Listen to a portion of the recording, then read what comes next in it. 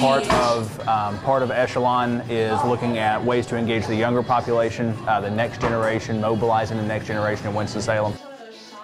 Cyclebar was a great way to do that. So I want you to look up at the board.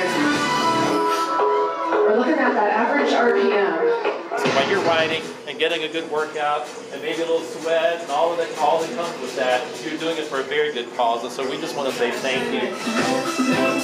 Keep pushing. That you were part of something positive in our community that helped to make a difference in the lives of people who need it and who could not provide for themselves. So let's try this. Let's give it a little bit of speed. Yeah, but right now it's kind of our start to the holiday season. They're barely breathing. We barely have a pulse. Sunday, we doing okay? Make it heavier.